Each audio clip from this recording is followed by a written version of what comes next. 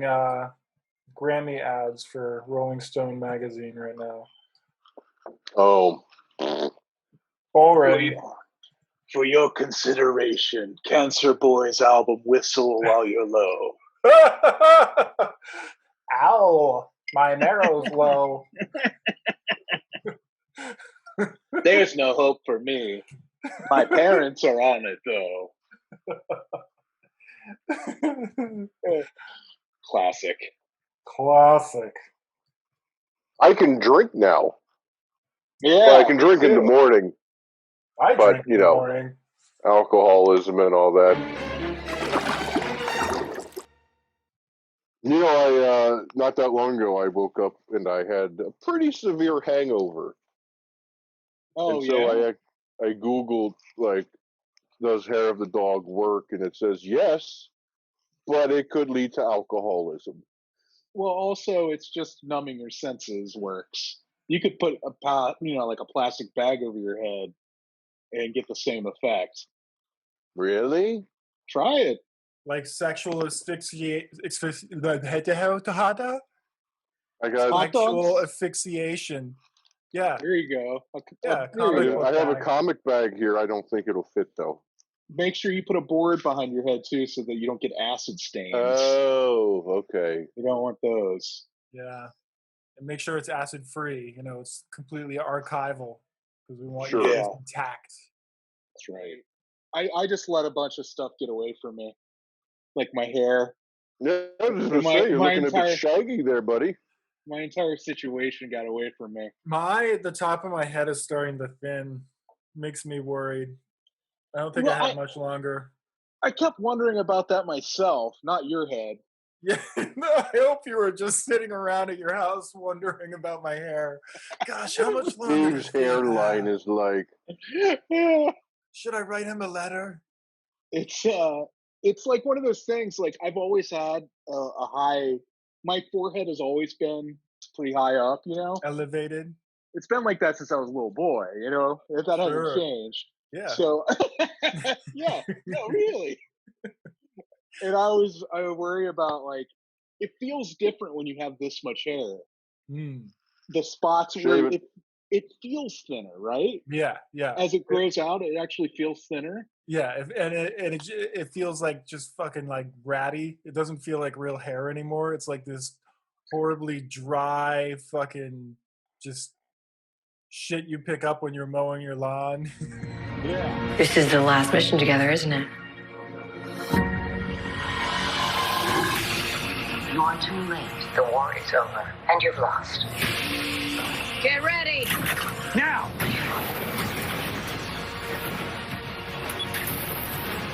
This is what we were fighting for.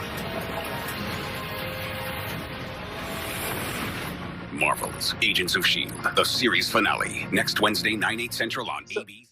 Yeah, I was texting you. I've been watching Agents of S.H.I.E.L.D. Yeah, we're nothing but relevant here. Right. Well, it's kind of relevant because their last episode just aired. Did it just air? I thought it aired I thought that ended years ago. No, they Agents of S.H.I.E.L.D. There have been 136 episodes. Holy. And the last one aired on August 12th. Was it like Batman 66? They were airing 2 episodes a week? No. Tuesdays and Thursdays. But they were doing old school full seasons of 22 episodes each, which that's becoming less common, especially with big budget shows. Yeah. Right. So because when you look at this show, and I forgot the look of it is Marvel movie. Yeah, it's very cinematic looking. Yeah. Right. So that was kind of, and I don't know why I lost interest the first time through. I realized I didn't even finish the second season. I was watching them as they were being released on TV. It was boring. And you thought it was boring? How much did you watch, Jason? At least the first 3.5 seasons. Really? Okay, so I thought the first half of the first season was just oh man, I wanted it to be good. I wanted to like it because at the time when that first came out, it was when we were getting fucking Daredevil and all that shit was just on fire. Marvel, Cinematic U was burning, right? I was like, well, I should give this a try. And I was like, ugh. And I was desperate because I really wanted to watch a show of like any kind, you know, and like, I'm not into like fucking Breaking Bad. Like I like sci-fi and horror-based stuff. Like you know, like drug dealer shows. It's not for me, you know. I like sci-fi and comic booky shit. I think Breaking Bad might be why I stopped watching Agents of S.H.I.E.L.D. Oh, because I was not in the right headspace for it. Yeah. When it was on the air, sure. Like I made it through the first season, but I felt again, like you say, it was kind of a slog. But then there was that twist at the very end with Bill Paxton's character showing up. Well, yeah, that's what I was gonna say. So the first half of the first season was just kind of like episodic, you know. There wasn't any serial anything happening, and as soon as fucking Bill Paxton's character starts taking momentum, like that show was good. Like I couldn't like I couldn't wait for the next fucking episode. Like I was hanging where I'm at. Yeah. I love knowing that I can just binge it now. Mm-hmm. And I don't think for me it wasn't one of those things where I was willing to wait a week to get the payoff. I guess. Yeah. But even then, like, and I've gone back and watched the first couple seasons. You're not talking yet, asshole. I may be wrong because you are wrong. What Freddie just said about like how long the seasons were, I may not have watched that much. Oh, okay.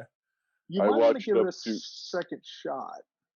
I'm absolutely not going to do that.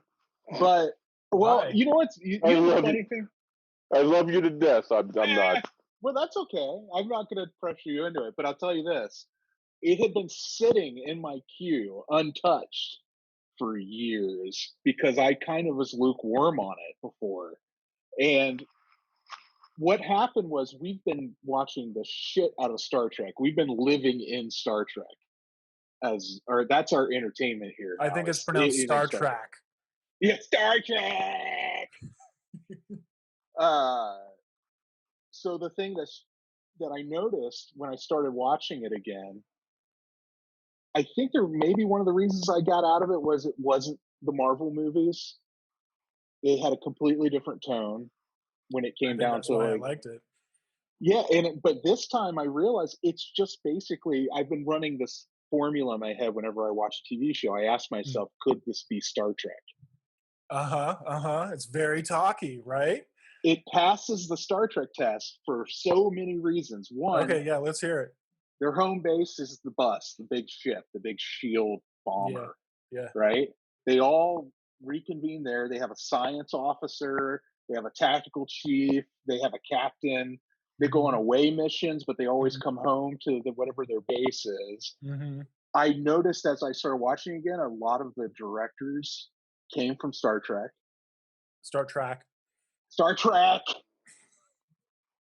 And I think it's pronounced Wars. Star Trek Wars.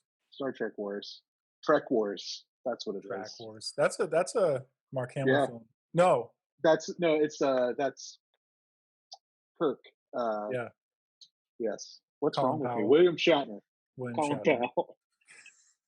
So, wait, aren't you talking about Tech World? Is that Tech World? And then he made like a motion comic book. Yeah. Yeah. All right, go on. In the year 2044, the most powerful drug known to man is called tech. An electronic mind stimulant so powerful that fantasy and reality seem one and the same. And if you deal in tech, you'd better be able to pay the price. The court finds you guilty and sentences you to 15 years in cryogenic incarceration.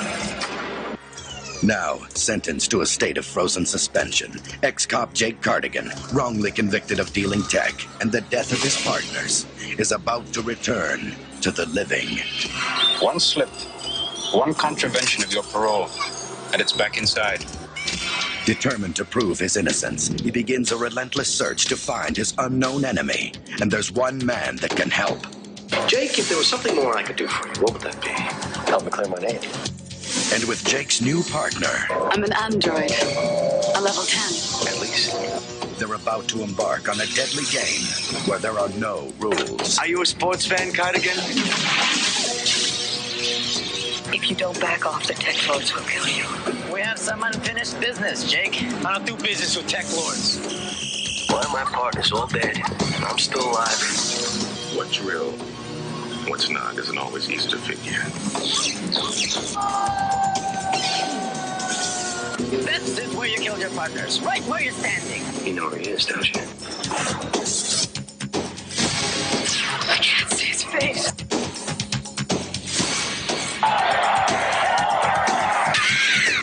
A struggle to survive in a future world where things aren't always as they seem. Greg Ethigan, Eugene Clark, Tori Higginson, with special appearances by William Shatner and Sheena Easton. Look her up. Tech War. That's a way to get way off topic. But we're really good at that. We are. Yeah. Free association, man. But then even further, I get into it and I realize, as they bring in the Inhumans and everything, they treat them the way the presentation of them is very similar to the way whenever they encounter a new alien on Star Trek, where they're trying to figure out what their motivation is, like who's working with who. You said you just started season 3? Yeah. I'm about halfway. Okay. Well, no, I'm probably... Is season 3 the Ghost Rider? I don't know. I haven't gotten that far. No. Oh, spoilers. I know. Well, I heard a rumor that Ghost Rider turns up. Oh, no, but Freddie, he doesn't. I think you fucking nailed it on the head. And I think that, as you and I being big Star Trek fans, maybe that's why we like it and this knucklehead doesn't. I love Star Trek. And its approach to like superhuman characters, it's really subtle. I think that's what you were getting at too. It's like, it's not like, yo, I'm fucking Deathlock. Boom. I'm going to poop all over you. Look at me. Right. It's just like, who is Deathlock? Why is Deathlock? Like they're talking more than they're actioning, right? So it's right. I think in that sense, it's very Star Trek-y. And they still save a special place for Cap and all the real Avengers. They're saying, we have some people with superpowers, but they're not on the level of the Avengers. they're minor players, right? Yeah. You let me know when I'm allowed. Let me know when I'm allowed to. All right. And so now my next question is, I'm going to relate it to another show before we get to the other guy who wants to poop all over it. I'm sorry. I forgot Dave loves everything all the time. Hold on.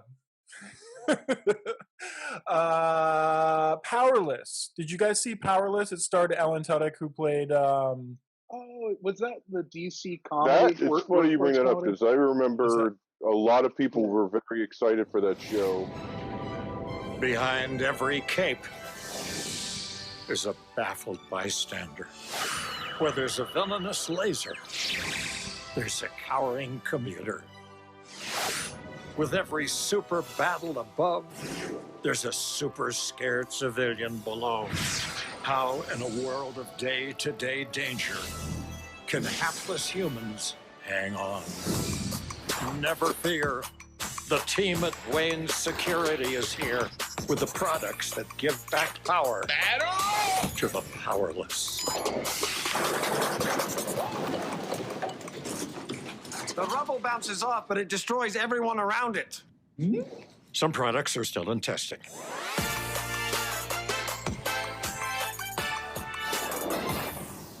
I loved it. I watched it, and then it went. I think it only lasted like one season.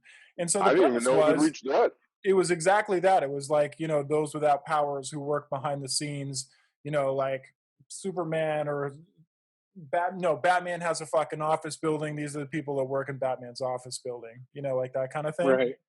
And so it was a comedy, so it's a lot different, but in the same way, it's the exact same thing as Agents of S.H.I.E.L.D. Like I said, where did you leave off, Freddie? I'm in season 3, like a few episodes in, which is just a spoiler alert for anybody who hasn't watched. I'm at the point, again, spoiler, where the 2 different S.H.I.E.L.D s have come back together, and the Inhumans. This is after Kyle MacLachlan's character helps Daisy fight back against the leader of the Inhumans. And I loved all that shit. I did too. It's great. His character was fantastic. I love characters that you can't trust, but you like them at the same time. They're likable and untrustable. I'm sorry. When I was watching it, and like I think what it was, I didn't watch up to the 3 seasons. I think because, like you said, the seasons were so long, they kept breaking them up, and so I thought I watched more seasons than I did. They would do like a pretty big gap in between season 1, or the first half of season 1 and the second half. Oh, okay. Because I remember you got to Bill Paxton's character. Oh yeah, right? I got to all the okay. shit, and I was super pumped for it. I know that like behind the scenes stuff is that Joss Whedon was really pissed off at Marvel about it because like that was kind of like his brother kind of like runs the show, doesn't he? Or well, Joss Whedon himself directed. Joss Whedon and his brother have a lot to do with it. Oh yeah, him and his brother have always worked together on stuff, and that. But he said like he wanted to do this show, but like Marvel didn't tell him that that they were going to end S.H.I.E.L.D. in the movies. Like, oh, so in other words, like he wasn't privy to that and had to scramble at the last minute to write around that. I couldn't tell that. He didn't know that they were going to like dismantle S.H.I.E.L.D. within the cinematic universe, so that kind of threw a wrench and stuff. Yeah, so he had story arcs planned where S.H.I.E.L.D. was still operating, and they came in and said, "Hey, you're gonna have to change these because we're gonna do this." My basic problem with it, and it goes to the opposite kind of what you guys are saying. I used the Walking Dead approach. That I watched. Never seen it.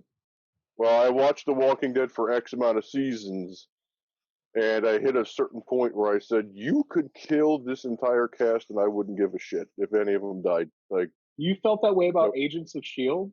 100%. I was like, "Get rid of them all." Really, I love these characters so much. I was like, I honestly I was like, that was my big test. Was I just don't care about any of the characters. Really, you don't? You didn't like even Coulson? The only reason that bugged me was because I liked him dying in the movies. Oh, so you didn't like? Yeah. Sorry, all right. So, and to me, that was like right there. You're going full on comic book. No one really dies. Like, yes, like death has no meaning. Although a lot of people die in Agents of S.H.I.E.L.D. and never come back. Some of them have their particles obliterated. You want more main characters to just stay dead. That was one of the big things. The other thing was wait. I want to back you up a little bit. Okay. What is it like that the movies, the character building in the movies appeals to you or works better for you than?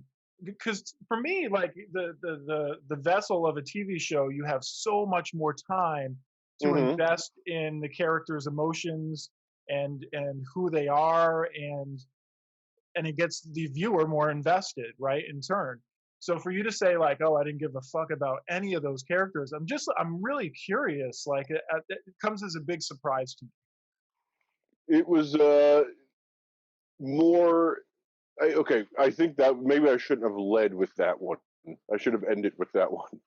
Okay. It's more, and I will admit, even in comic books, S.H.I.E.L.D. never had my interest in the sense of if I'm reading comic books, why do I want to read about spies and stuff? Not, that was my young brain. Like it just never clicked with me. But apparently, some of the creators on any level, then, because now even with the TV series, you don't like. Loved some of the artists involved with like the old S.H.I.E.L.D. comics, of course. I love Nick Fury. Okay, but you don't think the characters were like fat in girth and developed and? At this point, it's been so long since I've watched it, I couldn't give it a fair assessment. Okay. All right. My other thing is almost what you guys were complimenting about it, I didn't like about it.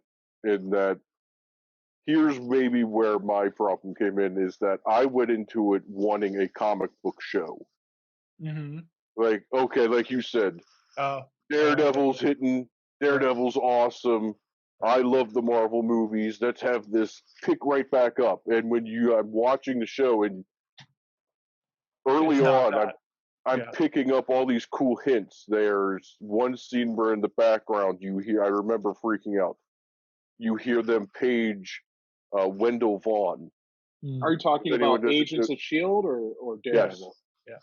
in Agents of S.H.I.E.L.D. Okay, gotcha. They page like Agent Wendell Vaughn. Wendell Vaughn is Quasar in the comics. Mm-hmm.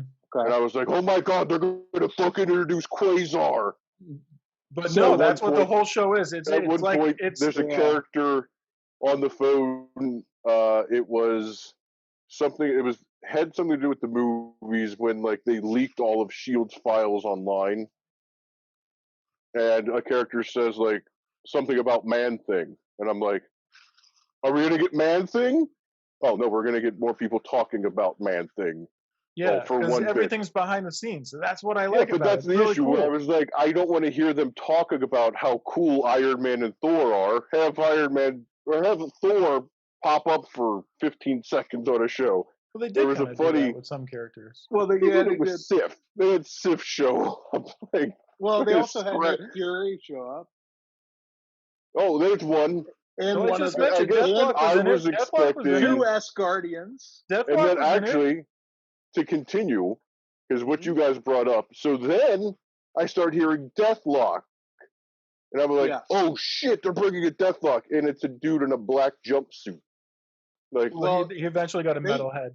Yeah, but, he eventually yeah, and then you see it briefly when he gets a little cut. I agree with you. I was pretty disappointed in their interpretation of And then they introduced one of my fucking favorite villains ever, Graviton. And I'm like, oh, this is going to be fucking badass. And then it was, Casper Van Dien. Oh, I haven't gotten that far. Kind of, sort of doing stuff. Kind of. I get your argument, Jason. It was a lot of stuff that I was like, oh shit, they're going to introduce this. I can't wait to see this. Yeah, now, it's just not what you one want to episode, see. I distinctly remember watching an episode and like, all right, the Absorbing Man. I got another one of my favorite things. And they did do the Absorbing Man. I will give them that.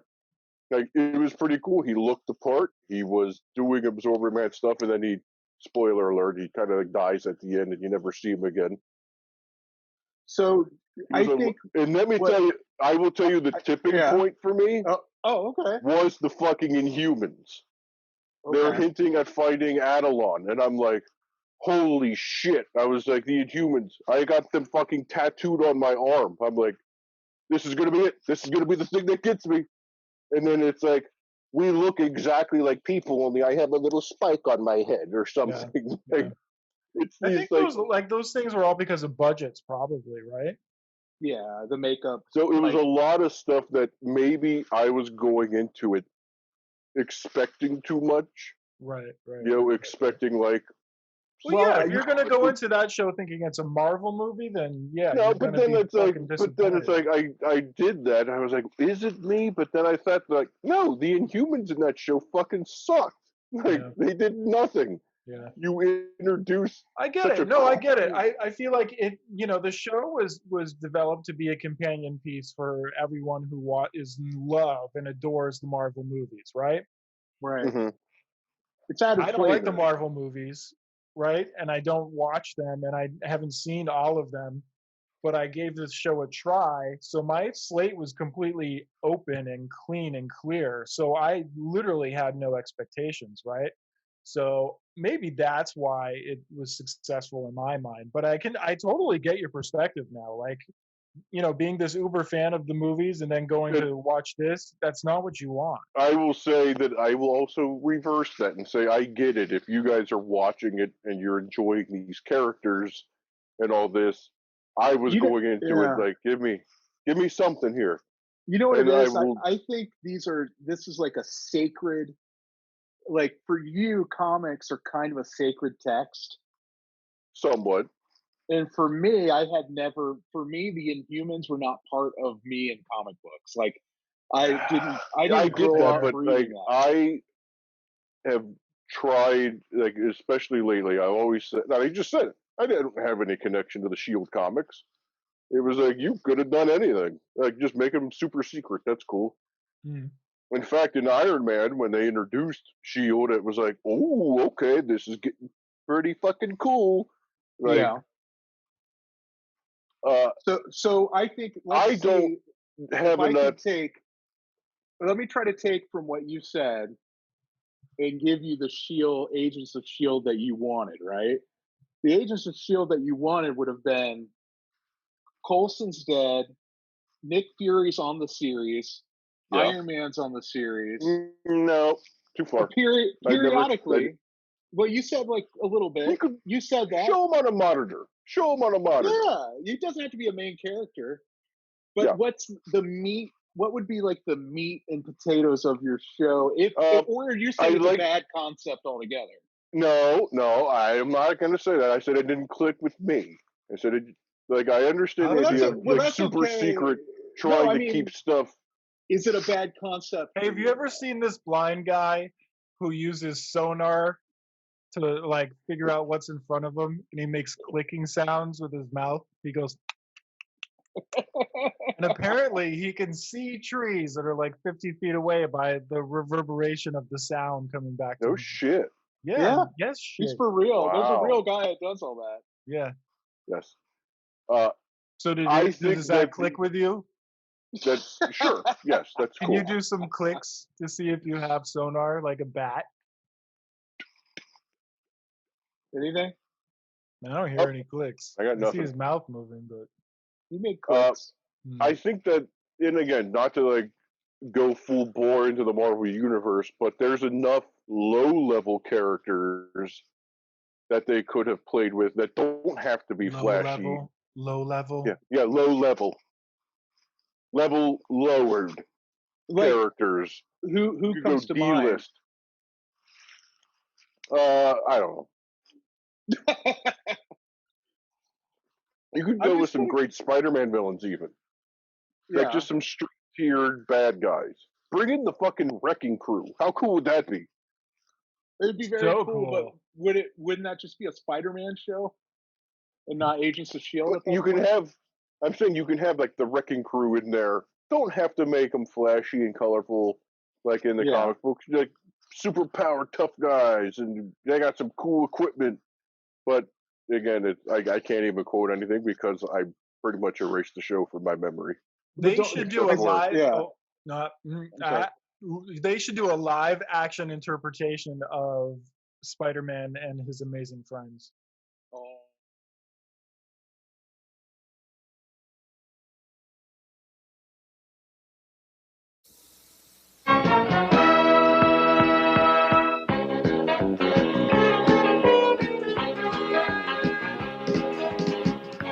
Spider-Man and his amazing friends, Iceman and Firestar.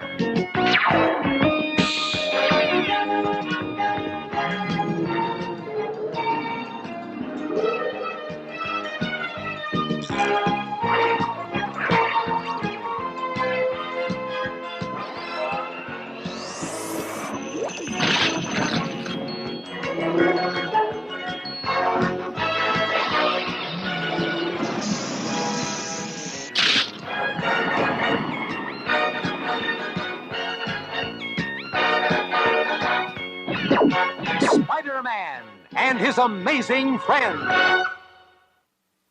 Oh, that'd be fun. Well, yeah, they absolutely should do that. Yes, that would be a lot of fun. What if they took What if they took all the old episodes of that show and just recreated them shot for shot with live action? Yeah, I would fucking love that.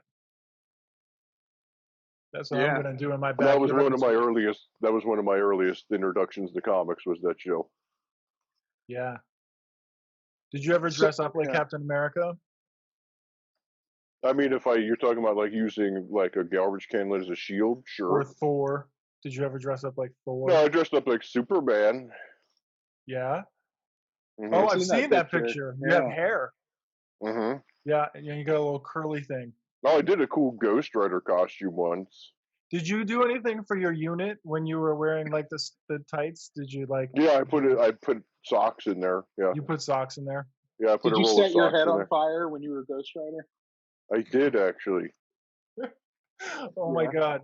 I could only do this for 5 seconds.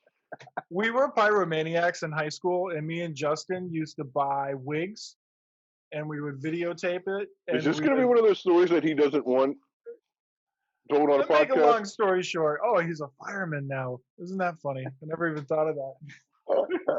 Well, we would take turns lighting each other's hair on fire. And we would like have giant, like fucking 8-foot flames coming off the tops of our head. Good God. Yeah, I great. accidentally set my hair on fire when I was like 5 or 6 trying to cook a hot dog on a gas stove. Yeah. Because I was the same height as the burner. Oh my gosh. So I leaned in. Yeah, I had all this curly hair, kind of like I do now. Yeah. And it was like the smell. My aunt was watching me. It was like, she was like, "Your mom's gonna kill me." Yeah. And my whole house smelled like burning hair. Did you stop, drop, and roll? I stopped and ate my hot dog that I had on a fork. A hot dog on a fork. How did you get the fire out of your head? It went out. I mean, like it wasn't like I didn't have hair. The hair just burned and went. He wasn't Michael Jackson, right? I didn't have like activator and flammable stuff in my hair. So that's what we would do. Like, so we got like wigs that said flame retardant because the first time we ever tried it, the tag on the wig said flame retardant. So we didn't really understand. So when you guys were done laughing at the word retardant. Yeah. We figured flame retardant meant it goes up in fire, which is contrary to what it actually means.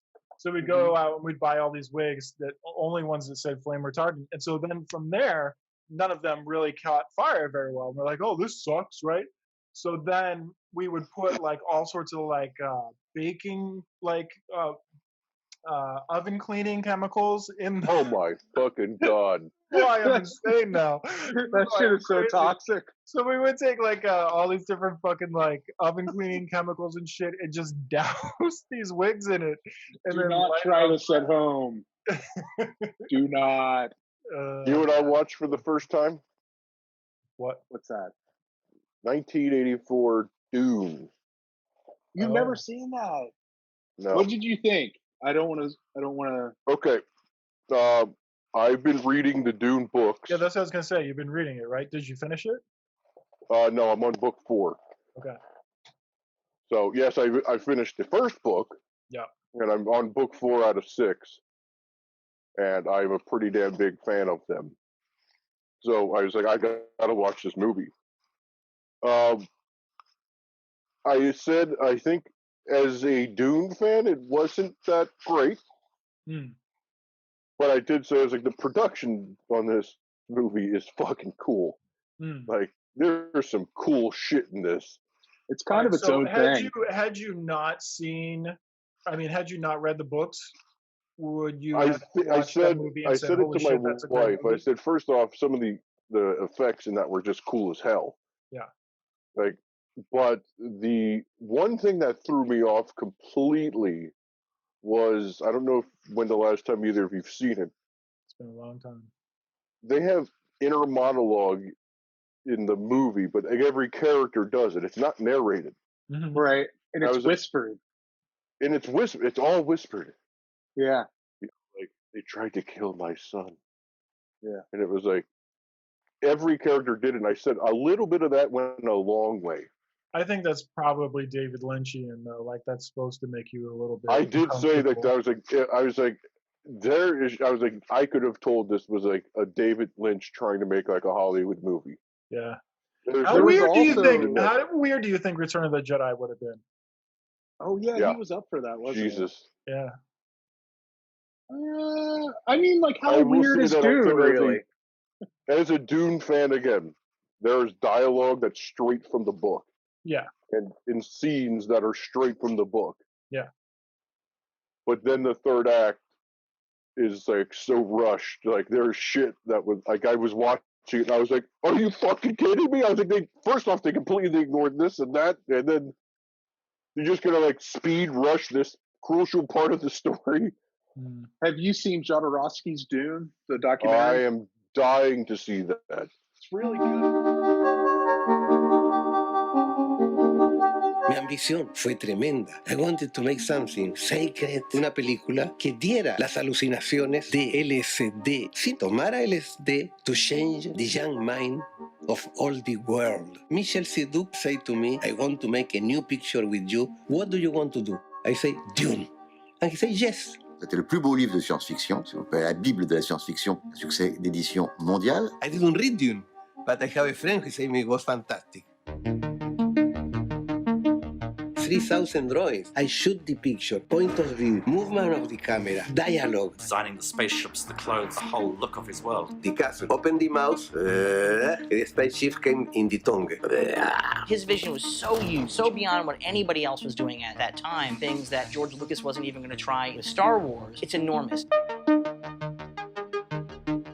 Part of Holler's genius was finding the right people. David Carradine, Mick Jagger. Dali as the Mad Emperor of the Galaxy. Dali say, can I have a burning giraffe? All right, we'll have burning giraffe. Orson Welles. Yeah, I say, I don't want to do it. I say, if you do the picture, I will hire the chef of the restaurant and you will eat as here every day. And I say, I do it. Giger nunca había hecho películas. I say to Giger, I need you as you are. Alejandro completely motivated you. It was wonderful. We will change the world. People did not do this film because they were afraid of his imagination. This is a movie that has its fingerprints all over so many other movies. Blade Runner, William Gibson, Matrix. Giger, he make the monster of Alien. And Hollywood start to use my group. It always leads back to Jodorowsky. Could be fantastic, no? Really good. Shout out to Steven Scarlatta. He's a friend who produced that movie. I wanted to see that before I ever read the books, too, though, because I like Jodorowsky. And I know he's a trip. Did he do Santa Sangre? Yeah. Oh, yeah. Yeah, I love that movie. That's a good one. Holy Mountain. And Holy Mountain, yeah, that's a weird-ass movie. Yeah. That one's almost too weird. It's a very vegan-friendly movie. Oh, yeah? I think that is not true. You mean because of the animal death? Considering there are scenes in that movie that make me say, like, I don't know if I want to watch this. Well, which one is the one where he's got all the fucking dead animals that are skinned on crosses? That's Holy Mountain. That's I was about to say, that's that one. There's also the scene where he's blowing up an Aztec temple with a bunch of frogs on it. Yeah, it's just full of fucking animal torture. Yeah. As a movie, though, the Dune movie, I was like, this is a cool fucking 80s movie. Yeah, I think my takeaway is that it's probably a great film, but if you are a big fan of the books, you're gonna watch it with different eyes and say, if I never read the books, what about this? They didn't do that. If I never read the books, I still think the third act. They didn't do that. That could be my theme song. That's like literally. That'd be my theme song, walking out in WWE. You can walk in like the Bushwhackers. What about this? They didn't do that.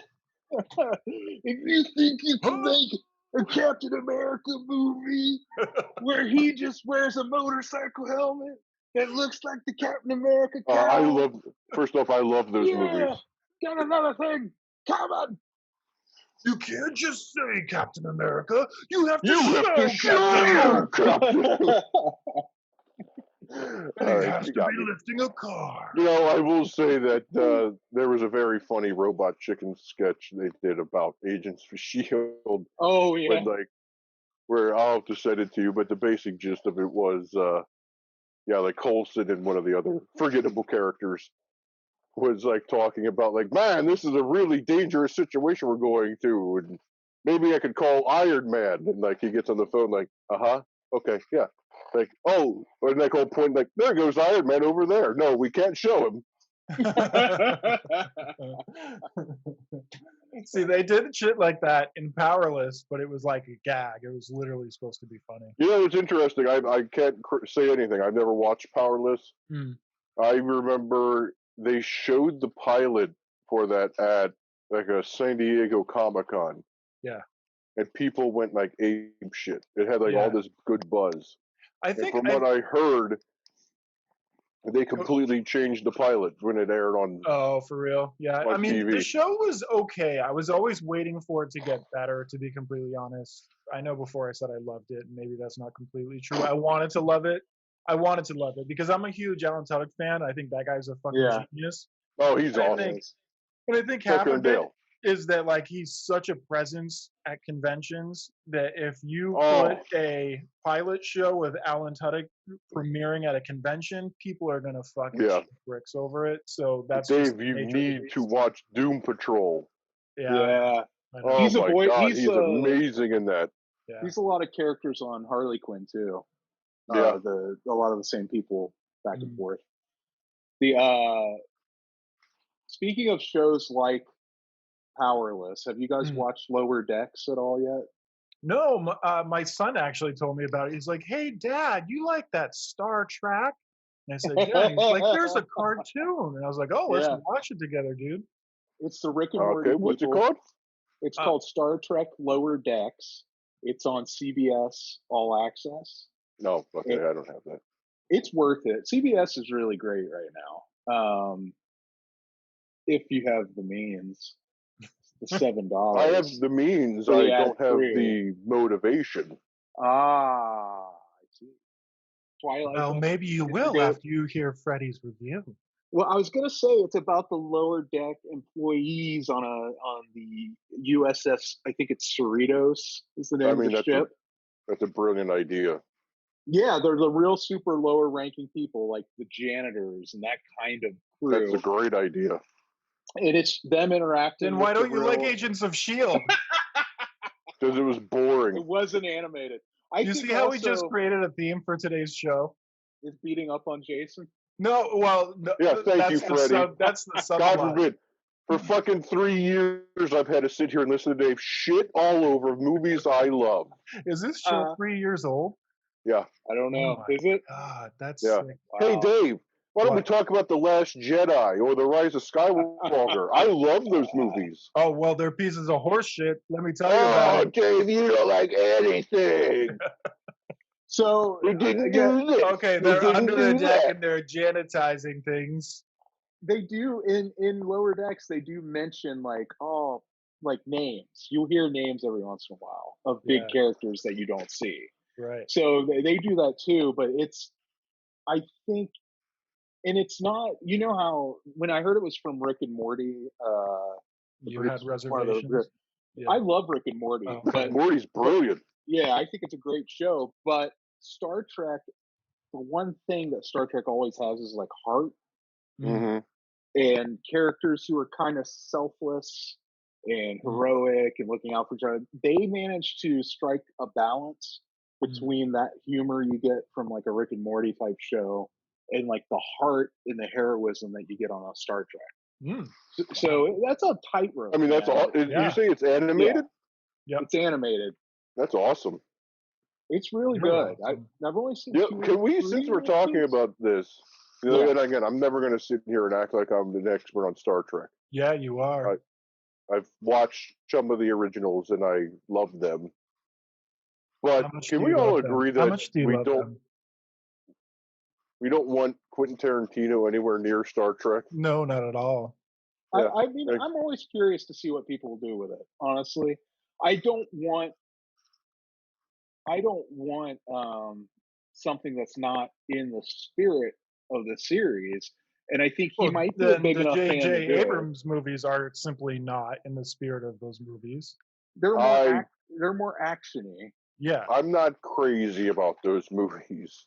However, you know what? I've seen every episode of Star Trek except for the last few episodes of Picard. Impressive. And every movie. And I'll tell you, and some fan films. How long has it taken you? That's a lot of work. It's been a while. Because I remember you and Amy bringing that up a while ago. Yeah, we just finally started Picard last week. And that will be caught up soon. And we were actually talking about like what to do next. Amy's been reading books and all kinds of stuff. Like I said, I have read some Star Trek books. Yeah, like novels. I'm a big fan of Khan. Yeah, me too. I like Khan. But when you when you take it in as it being this alternate universe, that those J.J. Abrams movies are actually closer to the series than people give them credit for. I remember people complaining that there was time travel. That happens a ton in Star Trek. Oh yeah. Now, of course, the tone is a little. That's somewhat nitpicking. Yeah, the first two movies, the tone was slightly off, where they didn't dial it in until they did. What was that last one? Was that Beyond Darkness or whatever? Where they had, That was the one with Eric Bana, right? Yeah, which I like him. You didn't like that movie? I don't remember much about that movie except for that really cringy Beastie Boys scene. Oh, the first one. Classical music? No, that's in part 3. This is the newest one. Well, they did it. Did you not see that one, Dave? No, I don't know. So I watched the first two. I'm going to tell you this, Dave. Yeah. This actually happens in a Star Trek movie. All right, give it to me. I don't remember the exact setup, but they're going against something that is sensitive to loud noises. Yeah. So they say, what are we going to do? And I hand to God, Dave, they put on Beastie Boys Sabotage, and they crank it up. Oh. And, like, Kirk looks over and he says, good choice. Can't go wrong with the classics. And it's, you know what, though? I love that. This is the USS fucking Enterprise flying during Sabotage. Right. That's really fucking stupid. It's stupid. Oh my God, dude. But how is it more stupid than the fact that, like, think about it for a minute, like, the Doctor on Voyager, like, would sing lounge music, and they had on DS9, they had a guy who was like a Frank Sinatra type of character in the holodeck. I don't know. But isn't that like a unique, like the part of Star Trek that I can say is like it's about the unique bringing together of characters. Yeah. Whereas as opposed to let's just crank up the Beastie Boys. Yeah, let me tell you, I fucking love the Beastie Boys. I get where you're going, and I'm gonna bring up another like example too, and it kind of infuriated me. I don't know if was it Prometheus or the sequel to Prometheus. In which the sequel to Prometheus called? Alien Covenant. Oh, Alien Covenant. All right, Covenant, yeah. There's a scene that towards the end of Alien Covenant, there is a scene, for the first time ever, where they played like pop rock music while people are having sex, and it was just so like it broke some kind of wall. I don't know if it was the third wall, fourth wall, fifth wall, 108th wall. I don't know, but whatever wall it was broken. Because like there had never even like the theme is it like even the first one that they're space truckers. At no point did they ever like listen to fucking rock and roll in the background or anything, and it just was it brought the movie into a context of real life that I just didn't find palatable at all. And so to hear you describe that happening in a Star Trek movie, I think it's very much the same thing. Whether it's done tongue-in-cheek or not, I don't know. I'd have to see it. But the Alien Covenant movie definitely was not. They were just like, yeah, this is the way this scene is happening, and this is the way it goes. All their friends decide the first thing they want to do is have sex. Yeah, right. I totally get that, but in my mind, the reasoning behind why that's okay in Star Trek in particular is that you're in a post-capitalist society where people have nothing but time on their hands to enjoy the arts. So people are going to dig deep. They're going to know music inside and out. They're going to know art inside and out. Because those 40 hours you would have spent working, unless you're a Starfleet person, you're going to spend probably absorbing. But you know, it's just a cheap handoff, you know, I think to get people to nudge each other in the side and go, hey, I like this song. Where in reality, like if that was true, if they were all like in this Renaissance part of time, like they would be listening to some fucking, you know, Diana Troy music that we've never heard before, and they would go really creative out of their way to find couldn't agree with you more on that from one, Dave. some planet we've never fucking heard of, right? Like because if they're all like really indulging in the art, that song would be so far removed from the top 10 list. I get what you were saying, Freddie. I get. Yeah. But that's not how it's presented. That's not how it's presented in the movie. Well, no, in the movie they do set it up because she's stranded. The alien they pick up, and she has this person's music, and that's the music the person was really into. And that's all I have is this Public Enemy. And then, and also, like for Kirk to acknowledge it, though, I do believe in the first movie when he steals a car, that's what he's listening to. Yeah, he's listening to Sabotage, so that's why. Then even then, it's another nod back to, hey, remember the first movie? I still like that song. I don't know. I did. I forgot about that. I don't hate those movies. I really don't. My wife, who loves Star Trek, likes those movies quite a bit. Yeah, so like you're thinking like The Fifth Element, where if you're going to bring music in, you're going to bring in some weird shit. But these are humans. You're talking about humans, and we've proven now that the Beastie Boys, with a documentary, like think about how long ago those songs were recorded and how we still listen. The Beastie Boys are some of the greatest musicians to ever live. Period. Right, and it sounds goofy when you put it into the context of 300 or 400 years. But think about Wagner and The Flight of the Valkyrie and Apocalypse Now. Okay, so why didn't they play that?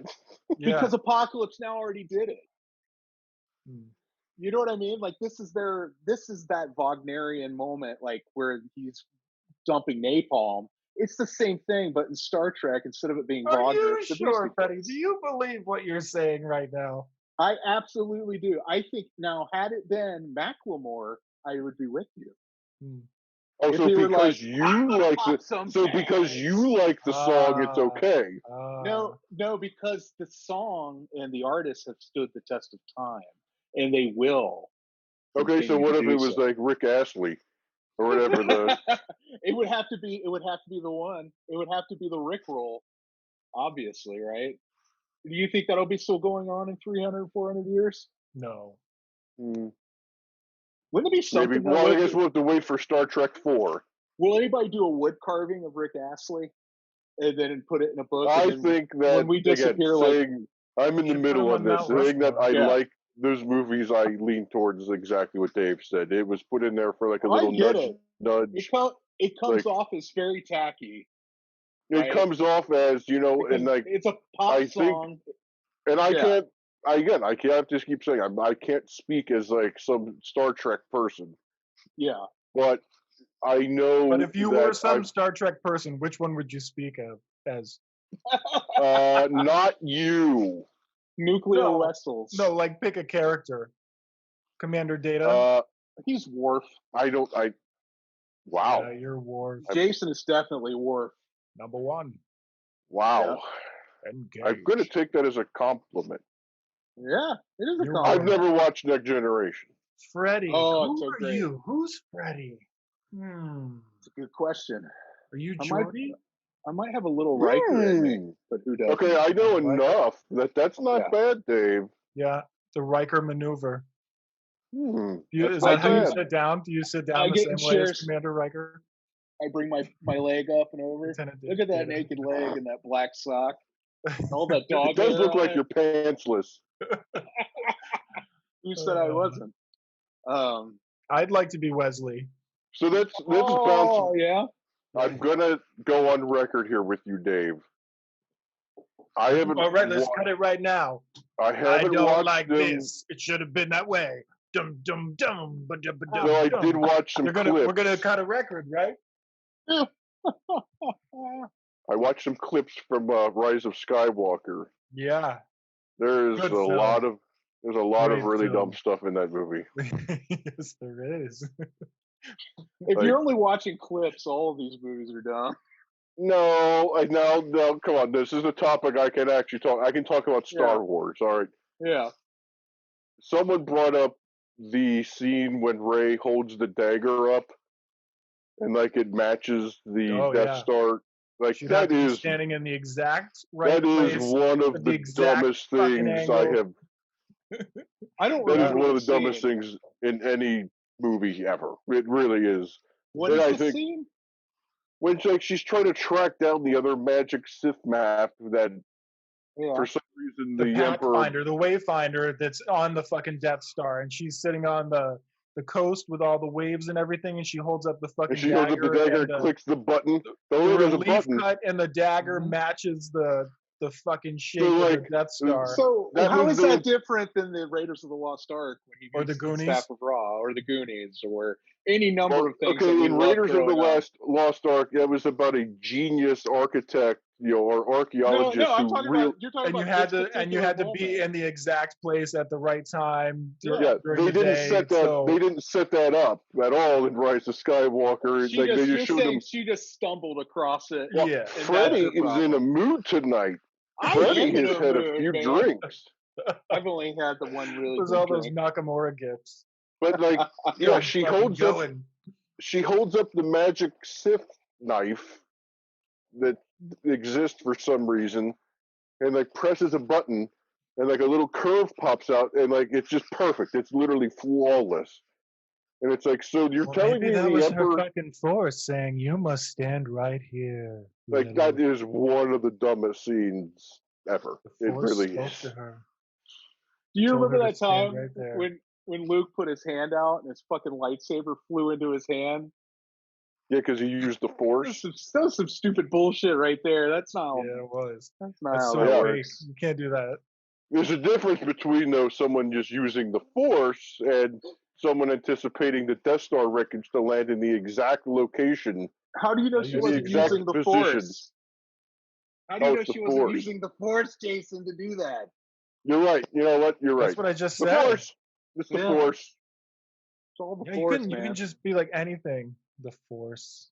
Jason, I'm going to cut you open and watch your midichlorians spill out all over this deck.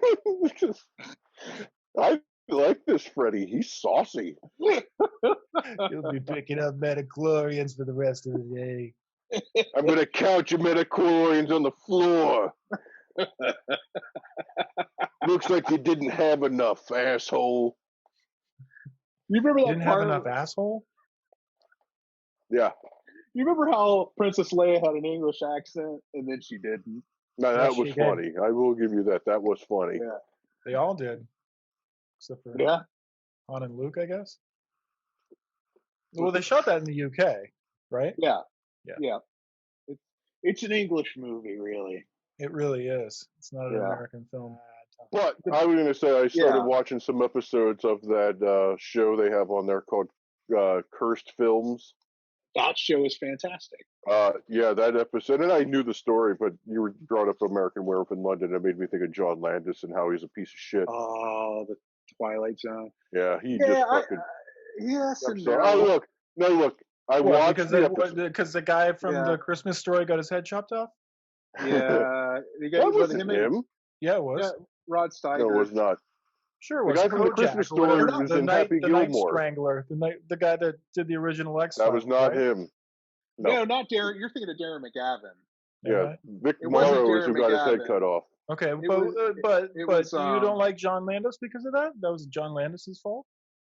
When you watch the episode, I've read a lot of like articles and shit, and you did hear a lot of people place a lot of blame on him. Really? Vic Morrow. That's Morrow who died. Yeah, him and two kids. And two little kids also got chopped in half. I read a lot of the stories, about how Landis showed up drunk at Vic Morrow's funeral and like gave some kind of in bad taste eulogy about how he would have been fine with his legacy living on in movies. And yeah, like I think that's his wife tricky, man. I think his wife like was screaming at John Landis that you killed my husband and all this. But I'm gonna back in the I can't remember what topic we were talking about on Whorehound Radio. We were talking about getting fucking Shudder, and you're watching that show. Yeah, I understand that, but I'm saying in reference to sometimes people just give the director too much credit when a movie's good. They just say, An American Werewolf in London's a great movie because John Landis is amazing. When I think it was Freddie who explained like there's a lot of hands in this. Oh sure, yeah. I've always said that about fucking George Lucas. Exactly. So the reverse needs to be said also. When shit goes wrong, So when shit goes wrong, it's not 100% on John Landis. Exactly, and that's why I was like, you think it was John Landis's fault? It's not 100%. He did have to take some responsibility. Yeah, sure. Well, also, but there were other hands involved. Right, and the guy who was like the set designer disavowed the movie and everything because of that. But like, you got to think of all the times that those filmmakers in the early 80s and the late 70s took big risks to make movies. Well, it's funny now. Did you watch it, Freddie? Yeah, I've seen it, and I was shocked that they didn't warn you that they showed the video. Oh my God, I said the same fucking thing. I've seen the footage, and I was like, are they going to show this? And then there it goes. Yeah, it's very upsetting. So I thought another good point that got brought up was Kane Hodder was on there, and I was like, why the hell is Kane Hodder in this? Yeah, But, he burned himself up. He's burnt over like 40% of his body. And he did a great explanation when he said sometimes things just go wrong. Like, you know, and you can't just say, oh, John Landis chopped Vic Morrow in half. He's a piece of shit. There was that stunt driver on Deadpool 2 that died. And I mean, it does. Resident Evil, whatever, one of those Resident Evil movies, that stunt actress got destroyed. Like, she's still alive, but like she's like burnt and missing an arm and can't walk. And that's the argument, you know, for all of the things that I don't like about CGI, I get it from a safety perspective. Nobody's life or well-being is worth, you know, a shot in a movie unless everyone thinks it's really cool. You know, if the director and the performer, like, if somebody's like, I'm willing to die for my art, I'm not going to argue with them if that's what they want to do. But I don't think anybody really wants to. I think there's a point where you need a caretaker to step in and make a better decision for some of these people and be like, look, I know you want to do this stunt yourself and jump from building to building. I think I recall the story going, Harrison Ford was going to not be, you know, the Indiana Jones movie that we all hate. He was refusing to be in it like days before shooting because he had a clause in his contract that said that he did all the whip shit himself, and insurance was like no fucking astronomical for any human. And so they were like, we're going to do all your whip like crap in CGI. And he was like, no, I'm not going to be Indiana Jones if that's the way it is. And somehow he fought it, and they managed to do all the stunts. I think if you gauge his whip skills on his piloting skills, whip skills, put it all over your booty. Today is Wednesday. We're recording this on a Wednesday, the 19th, and that means that Netflix's new series High Score is available, and it's in the vein of The Toys That Made Us. So I'm only guessing that it's fucking fantastic. It's about video games. Yeah. No shit. Yeah. And it looks great. Yeah, sold. You don't have to tell me anything else. Yeah. It was 3:00 last night, and I started watching the first episode, and it was more like, rather than going from game to game, what I saw, it was just chronologically going through the history of video games, more or less, like how Atari started and all that bullshit. What's it called? High Score. Oh man, yeah, done. There's another awesome. Dave, you might appreciate this, Dave, but there was a band. Yeah, thanks, Freddie. Well, you're not a Disney fan, right, Jason? Or are you? I don't really have an opinion. He just wants to be included. You guys will both love this. Disneyland apparently used to have this band for one summer in 1981. They would perform. There's a stage at Space Mountain. Okay. And they're a band. If you look up Defunct Land on YouTube, they just released, I don't know if it's out yet, but they're releasing a feature-length documentary about this band that performed this one summer this year at Disneyland on the Space Mountain stage. And they were a concept band, if you could think of something kind of like War, but for families, where one of them was dressed like a Wookiee, one was a robot, and they would perform these songs that were written for this special performance they would do. And that's fantastic. It's not cool. And they had these awesome, almost in the style of like Frank Frazetta, except like sci-fi space opera style posters they made for the band, which is what caught my attention. I saw the poster when I was just scooping off online, and I was like, oh, what is that? And it was this band. And but if you go to Defunct Land's YouTube channel, I think it might already be out, but I've heard people who got to screen it early say it's like just an awesome band documentary. That sounds great. Sounds like a good time. It sounds like something I would have loved, but I wasn't included. No, you weren't. Speaking of Frazetta, you can pre-order the Death Dealer 116 or whatever that brand is called that Mezco puts out. It looks really beautiful. I think it's $150, but I think really? it comes with the Frazetta silkscreen print. Yeah. And it comes with a couple of other tchotchkes that are going to convince you to probably I had an opportunity to get the Conan figure. Oh, yeah. For $80. Really? And I did. Yeah, that's how much they cost new. I think you can still pre-order those, can't you? Yeah, I didn't get one. I pre-ordered that. I've got that, and I've got Dr. Zaius coming my way, too. I don't have enough space. Yeah, same. I mean, I got shelves. It's just that they're fucking full with a lot of. Yeah, speaking of toys, I'm selling over 100 toys on eBay right now. Oh yeah, real good, Dave. Real tacky. If people want to find them, so they just search. If you want to go to eBay, my username is longdongsilver17 _ feel the rhythm. Is it for real? No. Oh, okay. Because I would have totally bought that as a fact from you. Long Dong Silver 17. Yeah, neither one of us blinked at that, Dave, because we just assumed it was real. Mm-hmm. So, here we are. You guys like fishing video games? You ever play like one of those video games and it comes with like a fake? Oh, those are so fun. Why are you selling one? And you have to wind it up. No, but it was like late last night. I was just sitting there on the couch. I was like, God, it'd be fun to fucking go fishing right about now.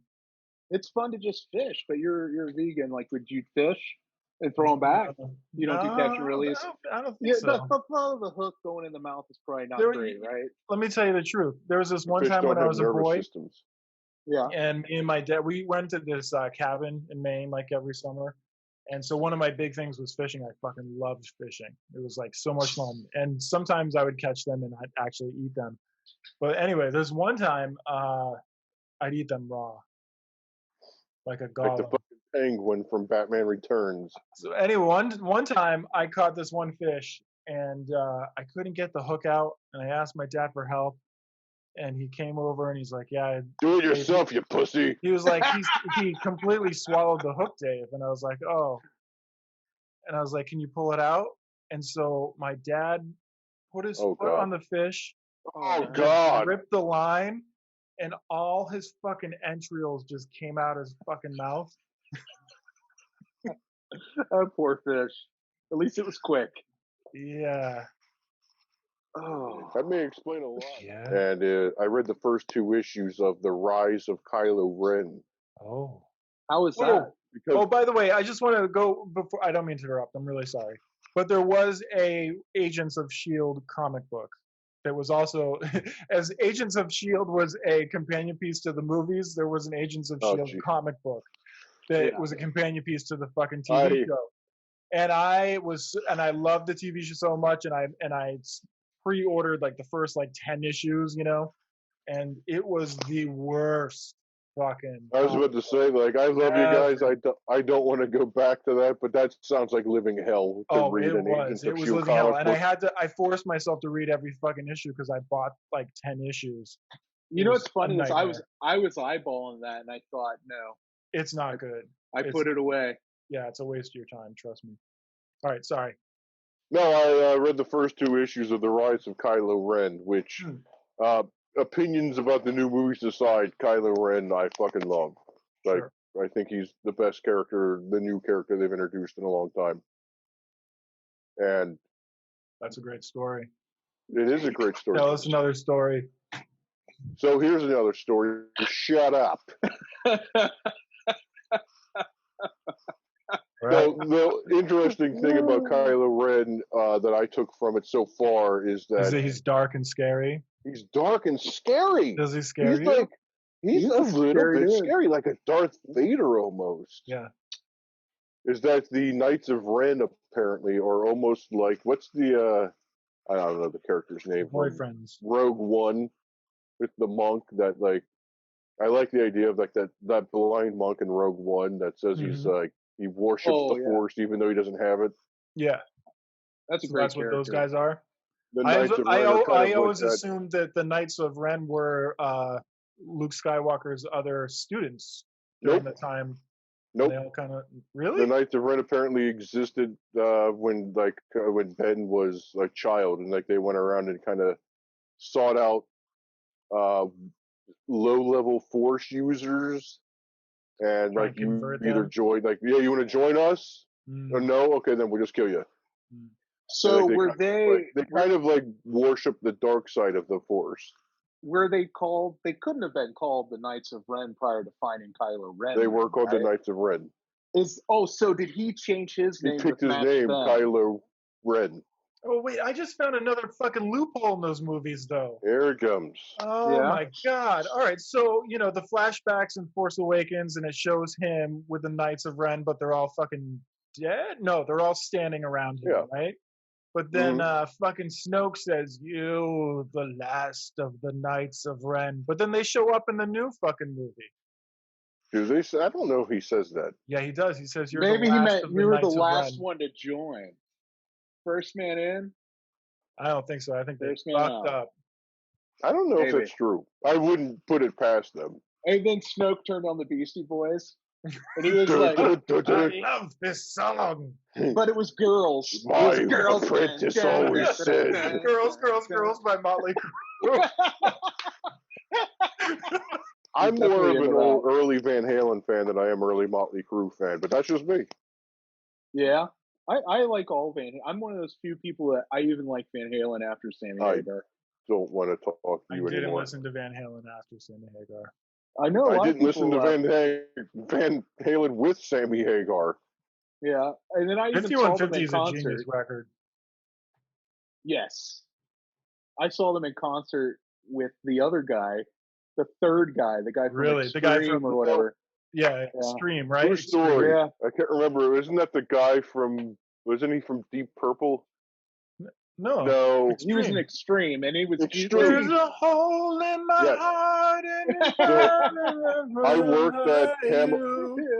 worked at Camelot Music when that CD came out. Yeah. And it was. I remember. I swear to God, we had multiple people come in to return it. Well, I mean, it kind of sucks. Because it sold really well when that shit came out. They were like, "It's the new Van Halen record, man!" Oh, and like people brought it back. Extreme. I thought you were. No, they brought back that Van Halen with the guy from Extreme. It's terrible. Was it called Fire in the Hole or something like that? And it was so bad. But here's the thing: when you go see, is that a sex thing? Fire in the Hole? I think it's a military thing, actually. I think it's more a sex thing. I could see what you're saying because those guys probably have problems where they have fire in their holes. Yeah. From their lifestyle. Honey, not tonight. I got fire in the hole. Hey, that should be the name of our record. To go see Eddie Van Halen play guitar is the reason to go see him at concert. It has nothing to do with anything else. Yeah, I mean, that's kind of cool that you got to see him. And they did all the songs you love, but then they played some from that album because it was the tour for that album, probably. Right. And everyone was, it's awful, man. I can't remember. There was some one-hit wonder. I don't know. My wife and I were driving the other day, and some one-hit wonder song came on. And I am curious if when those bands play, like, Taste of, whatever city. Do they play? do they open with their one hit, or do they close with their one hit? Yeah, that's true. Yeah, I don't know. It should be their encore. You have to make them sit through a fucking hour and a half to hear one song. Or do they open, play a few of their shitty songs, you play it again? Shitty ones for the middle, if you're smart. Play a few, and then do it like 3 or 4 times. If you're really smart, you only play the songs people know and keep it a short set and get the fuck out of there. Because you're playing the Taste of Minneapolis and you're a foreigner. You get in there, you play Hot Blooded, and you hit the road. I mean, foreigners. They had another good one besides Hot Blooded. Yeah, foreigners probably on your best bet, like the Starland Vocal Band would be a better one. That's like. Well, Foreigner played Taste of Blue Ash here. So did Starship. And yeah, but like those tours, those bands that tour now are like they have like the bassist and maybe like the third drummer. Yeah. And all the rest is just filling. Did you ever see that footage online of the guy that used to sing for Toto? Yeah, what's his name? I don't know. The guy who used to sing like "The Rain's Down in Africa." Yeah.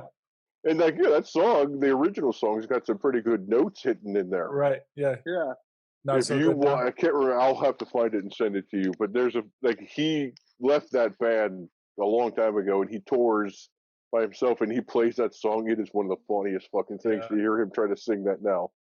I think the only remaining band member of Quiet Riot is the drummer. Dude, I love Quiet Riot. Really? Do you? You can see them play live, and it's just the drummer. I always heard that that "Come On Feel the Noise," the lead singer didn't want to sing that song whatsoever. He didn't want to play that. Yeah. And so if you listen to their other music, he sings that song differently. And apparently he was trying to like self-sabotage. If you listen to our Night of the Living podcast, the main attraction intro is Quiet Riot. Is it? Yeah. That's a song. Yeah. Oh, the main attraction. Oh, yeah, it is, isn't it? Yeah. Oh, how about that? Yeah. I Quiet Riot, there was something just pure summer about that band. It just reminds me of summertime. That's nice. By the way, this beer I've been drinking is very good. What is it? Nice. It's called, I don't know, Hell on High. Hell on High. What kind of style beer is that? Jim's Freddy. Oops, sorry about It's Belgium. It's like 16% proof. Oh, yeah. Oh, you said proof, not. So it's 8% alcohol. That's not too bad. Right, that's the end. Oh, it is. It's 16. It's 16% alcohol. I need more bourbon, but I don't want to get up. Yeah, Freddie, I think you've been hitting the sauce. I only had 3 fingers. I might have been this. My cell phone battery's actually dying. Yeah, my. Can we have a moment of silence? We can. Jason's cell phone. Yeah. So, drink them if you got them. And I guess we'll call it a night here. And let me know when you guys want to do it again. This is really fun. It's just what I needed. Always a pleasure, gentlemen. I love doing it from my easy chair. It looks really easy. It's super easy. It's way easier than what I'm used to. My life is very hard. Dave, how's Godzilla doing? Godzilla, my cat? Yeah. Did you hear her earlier? She was whining for food. No, but I'm going to tell you, I love that goddamn cat. Yeah, she's great. She's doing all right. She's still with us. I've been talking about that cat since you brought her on camera. I've been talking about her to my wife. Millie. Come here. You want to see Millie? I love Millie. I miss Millie. Millie! Come here. Oh, you're big. Freddie, Jesus Christ. He's that so dog's big. the size of a dire wolf. Yeah, she's huge. She's my baby, though. She's a great dog. She is a great dog. She's a good girl. Oh. My phone is going to die. All right, guys. Good night. Good night. Talk soon. Yep. Talk soon. They didn't do this. They didn't do that.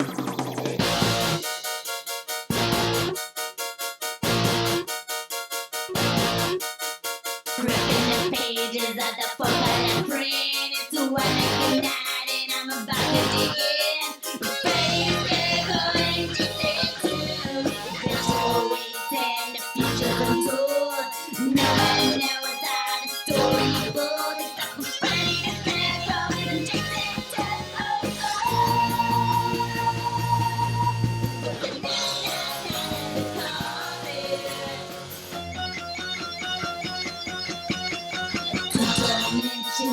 I live